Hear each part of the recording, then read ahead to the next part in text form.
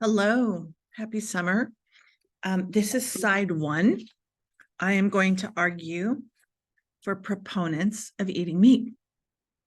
So for those of you whom this is your, sorry, I'm trying to pull up a video. I'm having trouble with my video. So for some reason, my video doesn't come up. You do have the link for that. It's whenever it's a news show, it's was CBS this morning. So I actually find my ideas for topic choices in the strangest places, usually because I'm always watching news or looking at, the latest trends or what's going on in the world. So there's a lot of talk about meat and eating meat. So we have a world that's very divided when it comes to what we choose to eat. And we all get to make those decisions. Now, when you're a kid, you don't. Your parents dictate, obviously, what you can choose to eat, unless you're at school and you choose to eat something someone else has or eat in the cafeteria. So what we're going to talk about today is why this is such a controversial topic and why are people so divided? First of all, there are so many factors. The first one is medical studies have linked meat to some of the most chronic diseases in the world. We live in the #1 obese nation. So obesity is going to contribute to heart disease, diabetes, cancer are top killers. Obesity is when you have a body mass index greater than what your height and weight should be. This affects your heart, obviously, with high blood pressure. Your heart actually becomes enlarged, so your body has to pump more blood. So clearly, it's not good for you. Here's the problem. Those who propose eating meat say, wait. These studies, you have to look at the big picture here. And yes, if you eat the wrong foods, processed meats, yeah, they are high in fat, high in sodium, high in additives. What meat is processed? Go to any drive-through of any fast food, probably a lot of restaurants too, because they're going to add additives to your food that makes it taste better. Probably more salt in a restaurant than you would ever put in your food at home. Okay, so processed meat is anything that changes from the original condition of the food. So if you ground meat, obviously that's a process. If you're adding other ingredients with that meat, which is pretty much what any fast food hamburger joint's going to do. Yeah, because they cut costs that way and they make higher profits. For example, McDonald's, nothing in that hamburger is 100% real beef. And that chicken, parts. So obviously that's not healthy for your body. If you eat though, and what a meat eater constitutes is red meat, poultry, fish, eggs. That's what constitutes a meat eating diet. And I'm going to try this one more time, everybody, to see if I can get it to work. Sometimes it's just doing it a second time. So I'm just waiting and it's just turning and it's not working. So let me see if I can get it going for you guys. Because this guy in this video, oh my gosh, it actually got working. This guy is hardcore, and I'm sorry you're seeing a screen in front of you. Just give me a second. I'm trying to get it going for you all. Okay, here we go. Wildlife conservationist. Okay, let me pause it. Let me share my screen with you all. So this is a guy who is the extreme meat eater. And he's pretty impressive, actually. So I'm going to go ahead and share this with you all. Okay, here we go. And a serious chef. Lee Cowan goes on the hunt with the meat eater. I got him. He's in the trees. Here in the Sawtooth Mountains of Idaho, it took just moments for Steve Bernella and his bow hunting buddy Dan to spot some pronghorn antelope off in the brush. It's laying in the shade. It took them far less time, however, to realize that having me tag along was a really dumb idea. What kind of shot is that like for a bow? Undoable. I'd never hunted a day in my life, and yet there he was, with perhaps one of the most recognizable hunters in all America. Like I do what I was born to do. Yeah. And it's this kind of stuff, right? It's just what I like. Steve Rinella is the creator and host of the popular TV and web series Meat Eater. You got him? Now in its 11th season. It's hunting the way the hunter sees it, up close and personal. And for Rinella, hunting is personal. At my core, I like nature. I like hunting. I like fishing. I like eating the stuff that I hunt and fish for. And I turned that into the work I do. He came to hunting the way most people do. His father hunted. Back then, he saw it largely just as a sport. When I was 18, I was obsessed with hunting and fishing. I did not know nor use the word conservation. In my mind, all the resources we enjoyed, they fell from the sky. They were there for the taking. And they would always fall from the sky. 8 years while the getting's good. But today, conservation is at the heart of almost everything Meat Eater does. This valley is like so beautiful I can cry. The quality of the hunting, he says, is only as good as the health of the population being hunted, be it deer, fish, or anything else. This may bother those of you, but His it point is a is that reality. loving the wild If while you still eat taking meat, the wild animal this life is how you get it. are not mutually exclusive. I've never encountered in my life a person who holds wild game in high regard, who doesn't hold wildlife in high regard. And they understand that there's a limit on how much we can pull from it, where you end up dismantling and destroying the whole thing. Whether you agree with that or not, it's nothing new. Charles Darwin, Ernest Hemingway, John James Audubon all love nature and hunting. And then there's Theodore Roosevelt, who especially loved the land. He saved about 50,000 acres of mountains, plains, woodlands in this country for every day he was in office. Why? He was inspired to do that through a relationship with hunting. That same idea, respecting the resource, is what he's trying to teach his own children. And in part, he's doing that through food. Wait till you see his So that's fridge. dinner tonight? Watch his Yeah, refrigerator. that's a piece of elk meat. At his home in Bozeman, Montana, Rinella's refrigerator is stocked with the frozen spoils of his adventures in the wild. Elk meat and ducks, wild turkey. Everything in here, he says, has a story that brings with it a discussion. Every night that we eat something that we grew, that we hunted, that we found out in the woods, that we found in our backyard, every night. And there's not a night goes by, I'm not kidding you, not a night goes by that we don't talk about Notice it. he is We'll not put that in a obese, minute, ladies His and gentlemen. cooking has attracted non-hunting viewers as well. Man, those sons of guns are good. Rinella has become Okay, so I'm going to stop there and you can watch the rest of the video. Okay, so this is obviously the extreme side, but I want you to think about what he represents. He is a hunter and a gatherer. He has this land on Montana. And I assure you, ladies and gentlemen, he is eating healthier than any one of us. Because I assure you, the meat he's eating is not injected with antibiotics or steroids or growth hormones, or genetically modified, because he knows exactly what he's eating. He's the epitome of what life was like at the beginning. If you wanted to eat, you had to hunt or gather your food. Now, we hunt and gather at the grocery store.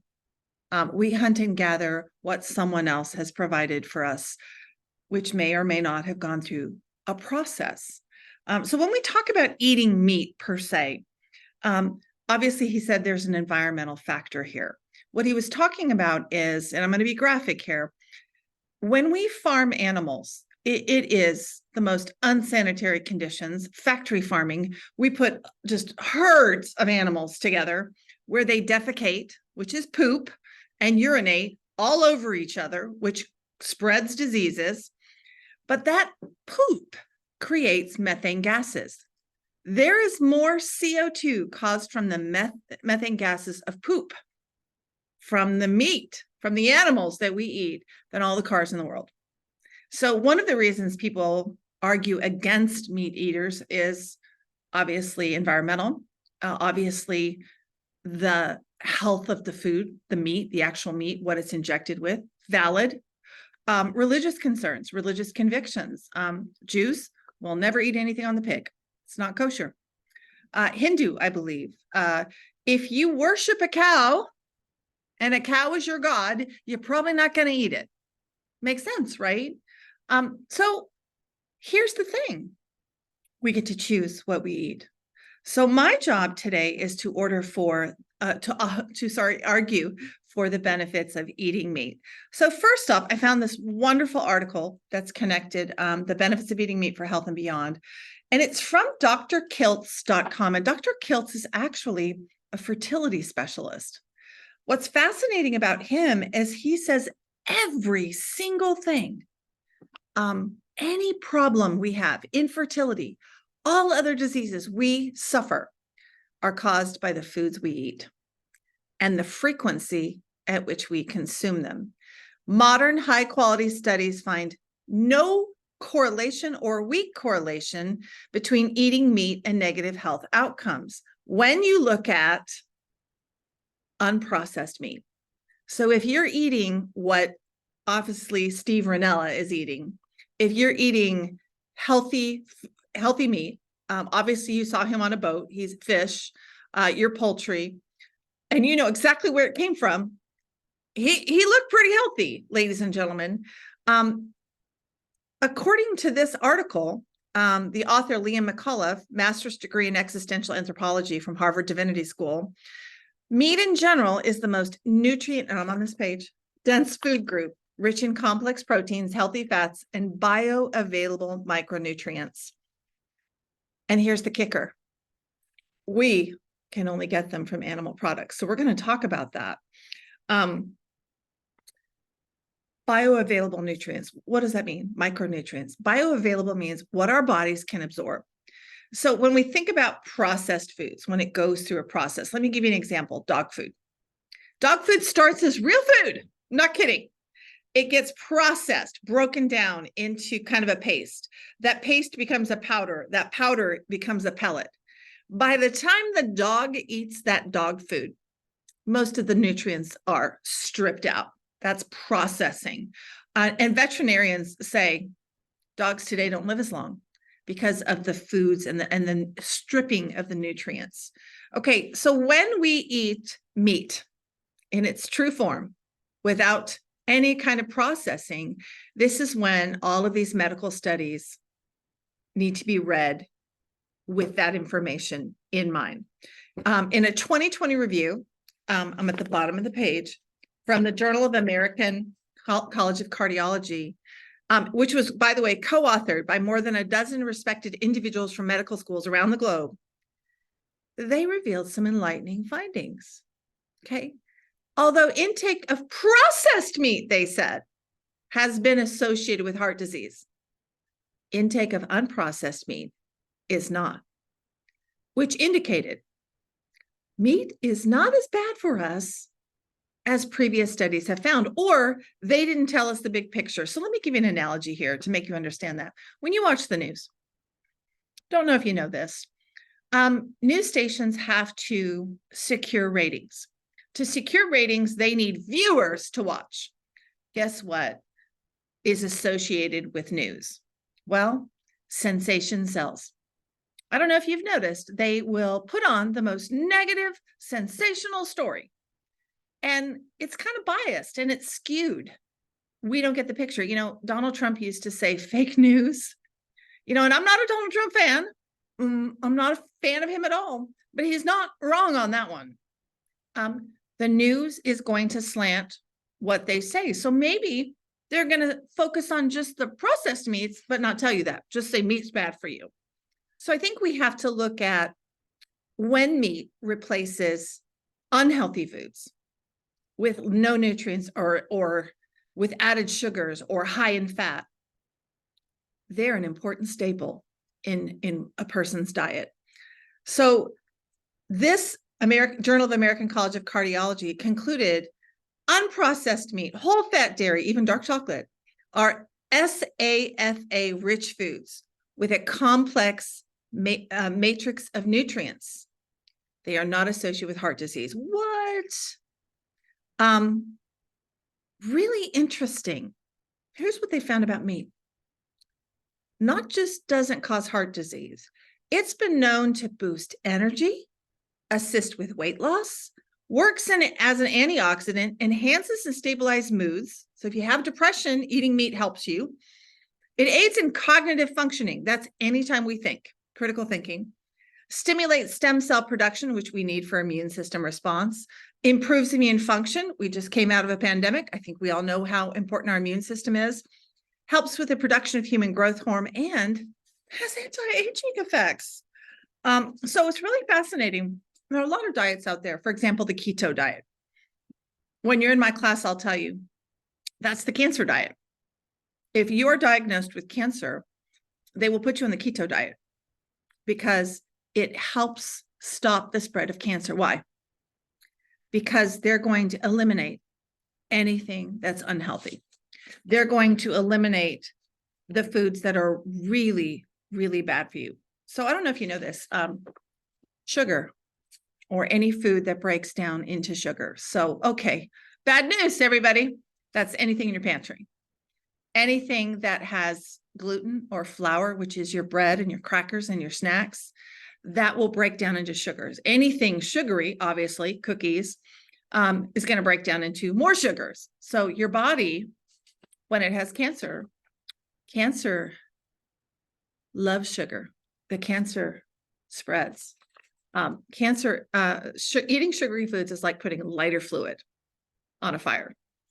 So the keto diet, very much meat oriented. You can eat fruits and vegetables and meats.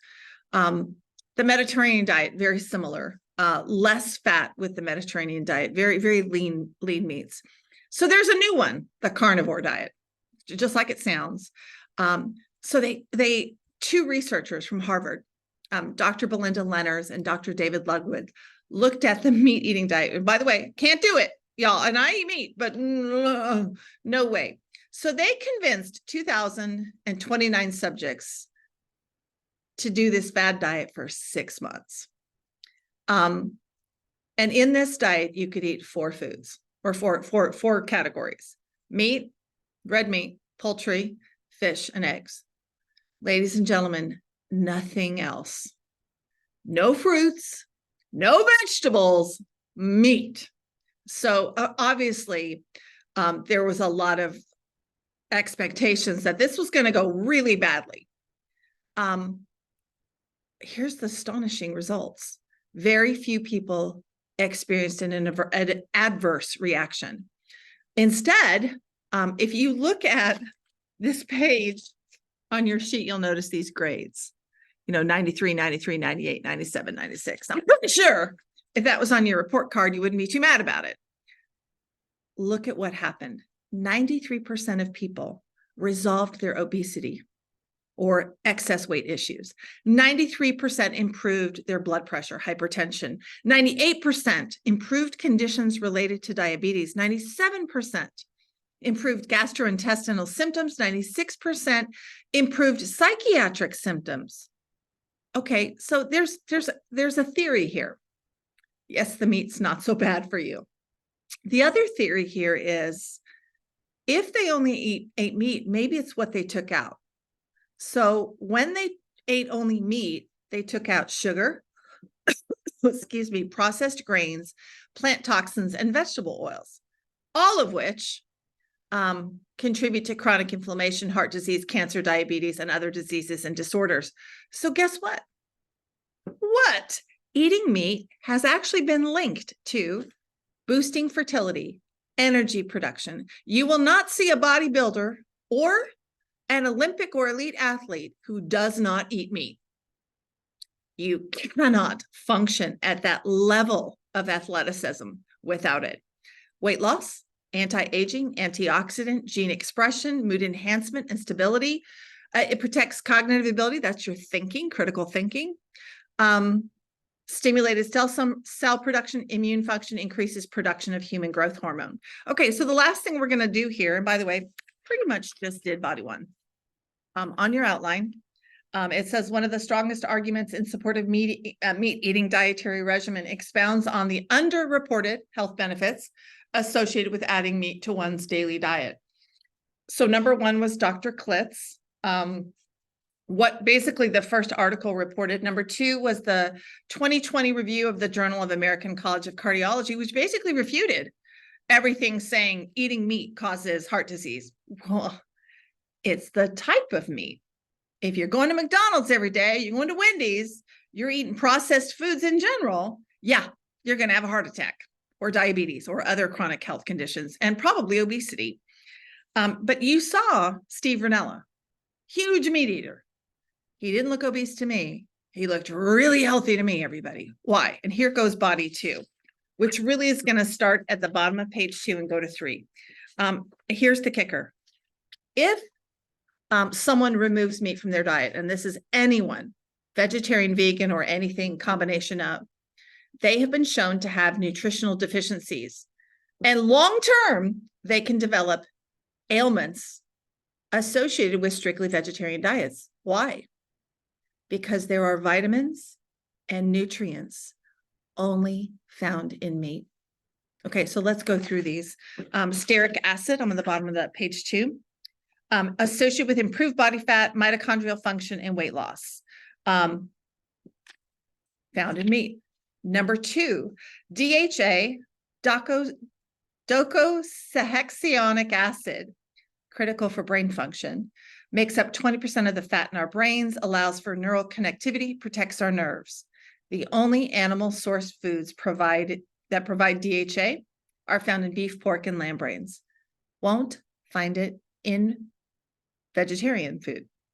Vitamin A regulates more than 500 genes, is essential for stem cell differentiate. The preformed vitamin A found in meat is more bioavailable than beta carotene in plants. Yes, you can get vitamin A in plants, but bioavailability, remember, means absorption. So let me give you an example. You can take a multivitamin, probably won't hurt you. It's probably not worth your while. If you're smart, you should get all of your nutrients through the foods you eat, because you're more likely to get vitamin A in meat that your body can absorb easily than in a pill, than in a little multivitamin.